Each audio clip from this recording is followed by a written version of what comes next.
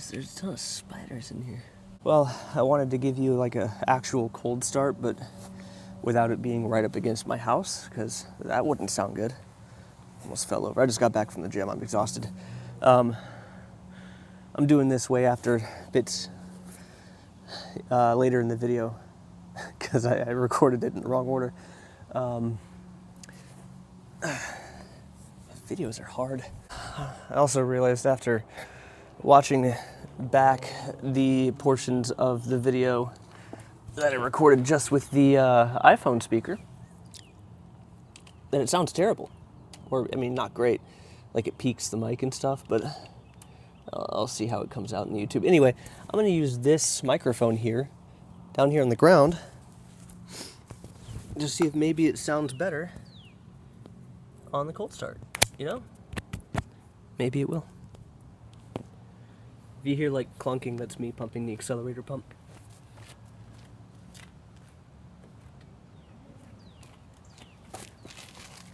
Also, I accidentally left the dome light on for like 4 hours the other night, and I haven't charged the battery since. It might not start.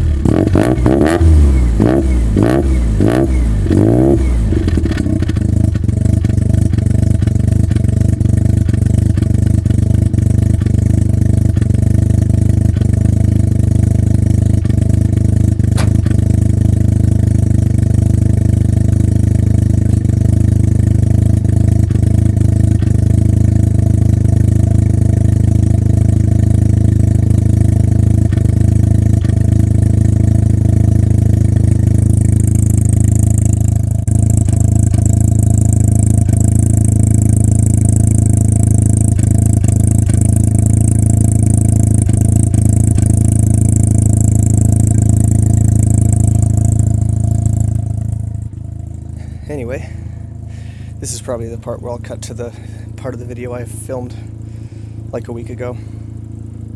So in the last video, I installed the exhaust system, alright? That took forever and a day, but it's on now and it's solid. Now that I've lived with it for a few weeks and have gotten a good idea of how I want to describe living with it and the experience therein, I'm comfortable making this video, which is going to be, you know, a lot of the raw sound, a lot of the startups, and just the exhaust system in general and what it's like to live with it. So, let's get to it.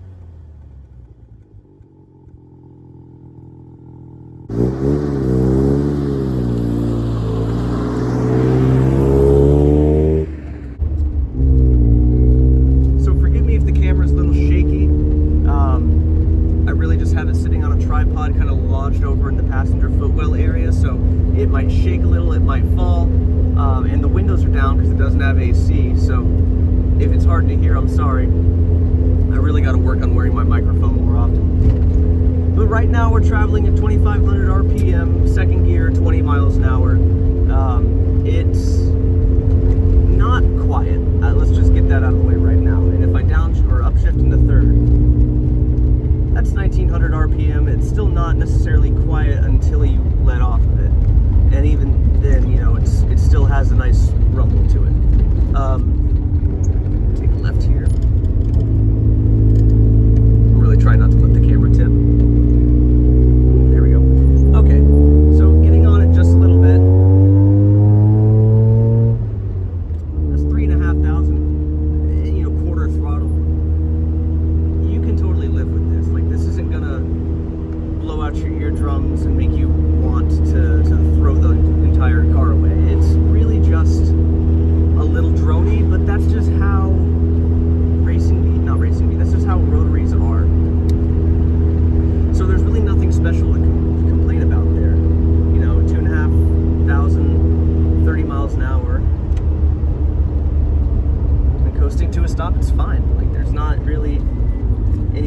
guess the best way to describe this exhaust system is it can be droney if you are going down the highway or the interstate or something along those lines. Like if you're traveling at 60 to 70 miles an hour and you are having to stay, you know, partially in the throttle the whole time,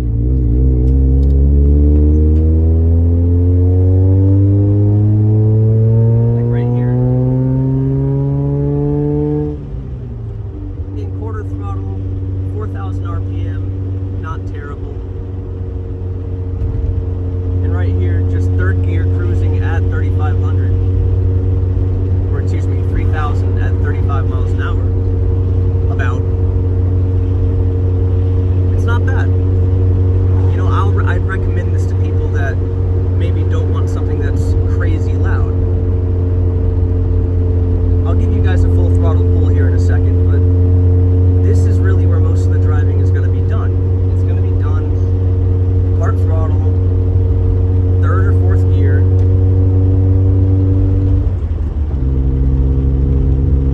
And you're just kind of going to be cruising at the speed limit, you know, 35, fourth gear, 2,100 RPM. I'm going to take a right turn here. And I'm going to get on the throttle so you can hear what it's like from in the car in a second gear pull, okay?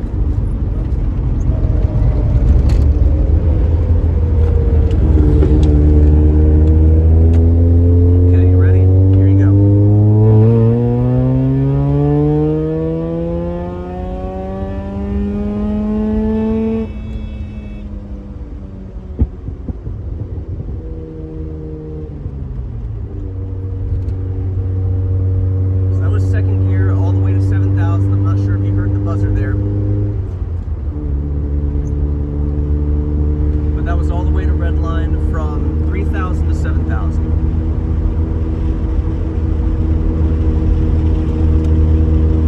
And again, it didn't, you know, kill my ears. I got both the windows open, but it is loud, you know, it's not quiet.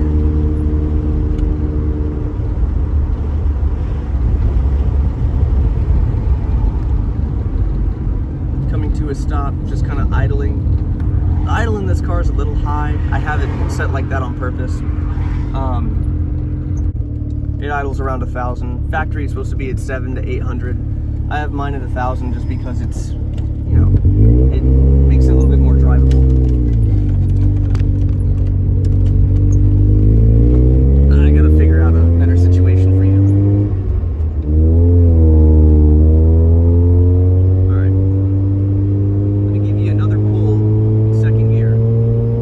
Breaking the speed limit doing it either. So starting at 4,000 going to 7,000. I'll hold you up.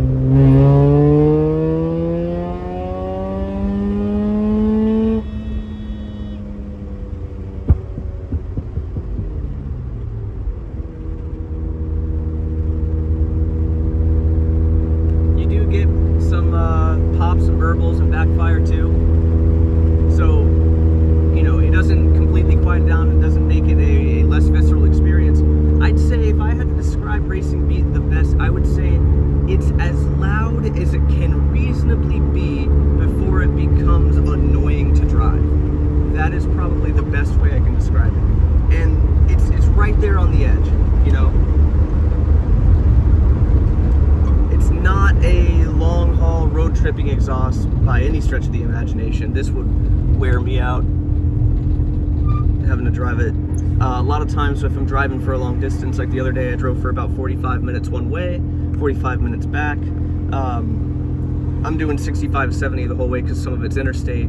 Fifth gear, you know, you're having to be on the throttle the whole time. I had headphones in. So if you're not, you know, afraid to throw in headphones and just kind of, you know, be okay with that, then you might want to search for a more OE type exhaust. But if you're okay with a little bit more rumble and noise and backfires and whatnot, this is a great exhaust system.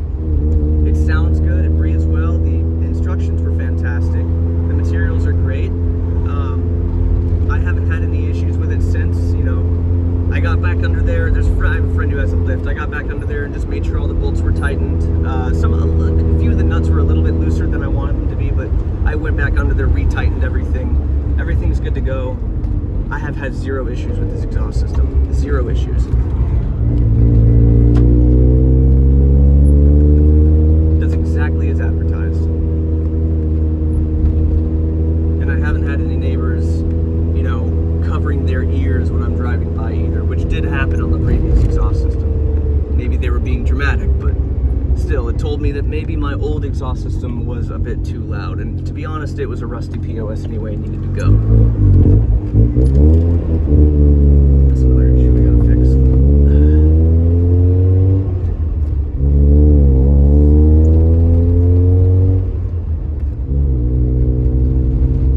Here I am, driving through my neighborhood, doing 20 miles an hour in third gear, 1700 RPM, and it's not bad. The squeaks and rattles in the car are louder than the exhaust.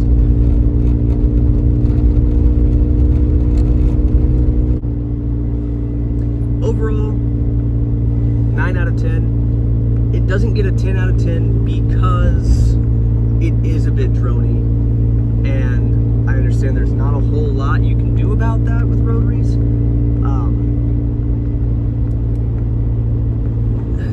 I can't complain though, like it's pretty good. It's just a little drony, is all, you know? Maybe if it still had a catalytic converter, it wouldn't be as drony. I'm not sure. But overall, pretty good. I'd recommend it.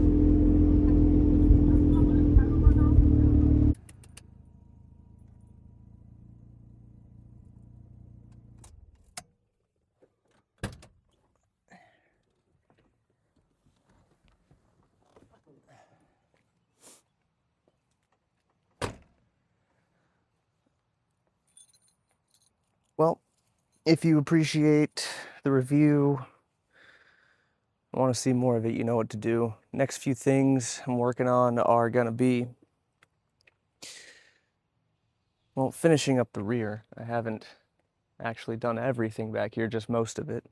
What else is there? What else is there? Ooh, got to redo the front suspension. Haven't done that yet. When I got up under there to swap the transmission, I noticed a few bushings were not in great shape. Same thing with the shocks and the mounts and the struts and the springs and just all of it.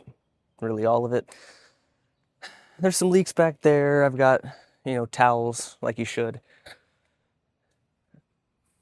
And maybe a couple more vacuum leaks up here. The brakes are manual, no longer vacuum operated, because I disconnected that, plugged it off, because there's a vacuum leak in the diaphragm inside the brake booster. That's fun. Tested that one with a smoke machine. Headlight motors stopped working like 2 weeks ago, so they're permanently up now, day or night. I just tell people it's a stylistic choice. Putting in a radio, redoing the front, interior, learning how to weld, and then welding the holes that are in this thing. There's a lot going on, but I'm gonna do my best to put it all on video and kind of document this car's restoration. Anyway, I appreciate you watching, and hopefully this video helped you decide whether or not you want a racing beat exhaust for your 12A first gen RX-7. You know, all 83 of you out there that have one. All right. See you next time.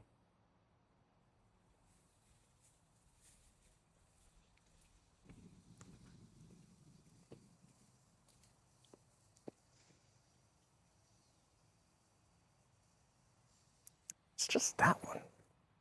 This one works.